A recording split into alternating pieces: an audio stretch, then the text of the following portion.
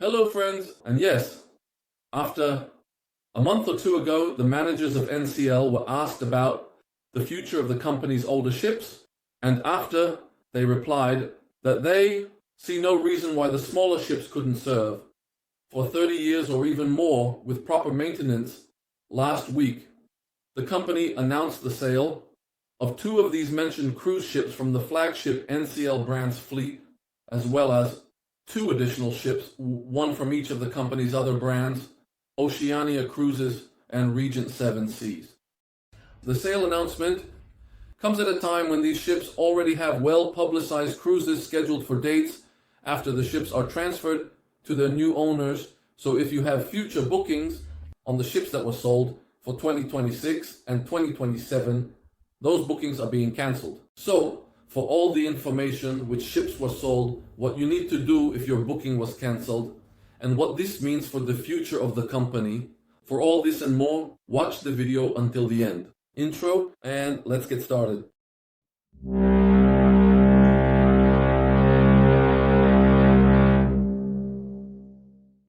So, is this just another maneuver by NCL?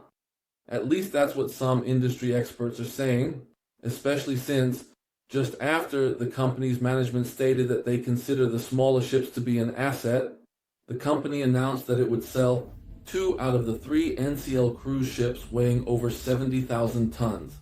The ships in question are the Norwegian Sky, which is scheduled to leave the fleet in 2026, and the Norwegian Sun, which will depart a year later. Norwegian will remind us of Cordelia Cruises, which operates premium cruises in India. Both ships currently have cruises open for booking until March 2027. So, as I mentioned, this will also result in quite a few cancellations of future cruises by the company. But not to worry, everyone with reservations will get a full refund plus 10% for a future NCL cruise this year. After the sale of the Sky and the Sun, only the Norwegian Spirit will remain in NCL's fleet from that category, as well as the Pride of America, which is also of a similar size, just over 80,000 tons, although it is in a class of its own since it is an American ship, the only one of its kind in the world. It's worth talking about that one day. Currently, Cordelia Cruises operates only one cruise ship, the Empress, which is a former Royal Caribbean cruise ship, the Empress of the Seas. And as you can see, the company preserves both the name and the appearance of the ships it acquires, only adding its own name to the side of the ship. In addition, the company is selling two more cruise ships, one from each of its subsidiaries. In 2027, Oceania Cruises will part ways with the Oceania Insignia, and the luxury cruise company Regent Seven Seas will say goodbye to the cruise ship Navigator. Both cruise ships will be leased to Crescent Seas, a luxury residential cruise company. What does this mean for the future of the company?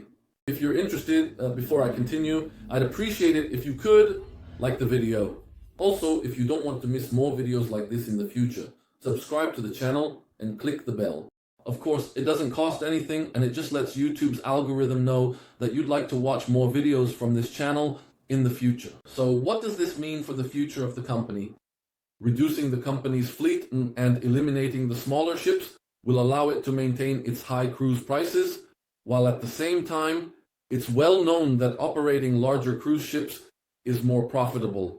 The cash flow from the sale and leasing of the ships can also be used to cover debts, and since the company already has several new ships on order for the coming years, the overall fleet size is not expected to change, but the number of beds and cabins is expected to increase.